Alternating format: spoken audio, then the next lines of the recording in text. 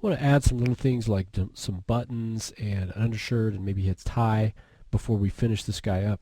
So for the undershirt, I just want to think about the geometry that we need to build, and really it's just going to be the collar and maybe a little bit more, because everything else is going to be underneath this shirt and hidden. So we can actually use the existing neck to build this. So I'll go ahead and let's insert an edge loop kind of where we want that undershirt to kind of be, and then I can go ahead and take those faces, and I've just double clicked all the way around and kind of see what we've got there. So I can go ahead and take those faces, and let's duplicate those faces, and I'll kind of pull them off the surface just a little bit. Okay, now I'm going to go ahead and in our hierarchy these are still combined, so I'm going to hit Shift P to drop that out of the hierarchy, which we'll look at the hierarchy as we set up our scene organization a little bit later. Let's go ahead and insert another edge loop right in here for the width of the collar, and then let's do a couple more. So one right in here, one right here, and on this one, the one in the middle, let's go ahead and scale it in. Let's also double click on this top edge, extrude that, and we'll just kind of extrude it in, and then we use our insert edge loop tool up here and here to create some tightness around that seam for our collar, so something like that. Then let's take the bottom edge here and we'll kind of scale it out a little bit. Let's turn off our isolation, so we don't want it to extend outside of there, so we'll go ahead and scale it back in a little bit. Okay, let me go ahead and smooth out the head here. Okay, so now you can see we have this nice little collar that fits around our guy's neck. Okay, and if we want to kind of move it up a little bit, center the pivot, you could move that up a little if you wanted to. Alright, we also want to create some buttons to go along this guy's shirt. So the buttons are going to be fairly straightforward. We'll go to Polygon Primitives, and let's go to a cylinder, and we'll create a cylinder here. Now for a simple button, we're just going to go ahead and take the height down, and let's go ahead, if we're going to smooth this, then let's take our axis down, something like this. But let's now create a subdivision on the cap, and let's actually create a couple. So it ends up with something like that. So let's go ahead and now take the height down a little bit. Alright, now let's select these middle polygons and move them up, and then let's also select these all the way around, and let's extrude those up. So we've just moved these up, which will create a nice small, smooth curve that we can kind of move up the center as well.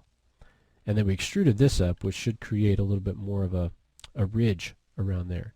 And if we want something that is, again, a little bit tighter, we can go ahead and just take this. In this case, we'll just take this edge and move it up towards the front because we don't really care about the back, and that'll tighten up that front edge of the button shape.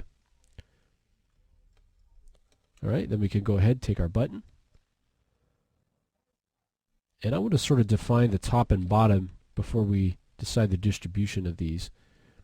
So I'm going to kind of scale it appropriately, rotate it into position. Now the shirt, it's parting right here, so I'm going to say there's probably a button that's buttoned right at that point where it begins to open up there. So I'll create one button the right size and thickness and put it in the first position here. And you just want to place it on top of the shirt. Okay, you can take a look at that if that's a good enough size. I don't really want it to be too much wider than this strip because it doesn't make too much sense. And then we'll go ahead and grab this button, and let's actually move it up right above this spot, and it'll help cover up that spot up here where that collar or that seam sort of stops. Kind of put it right in here.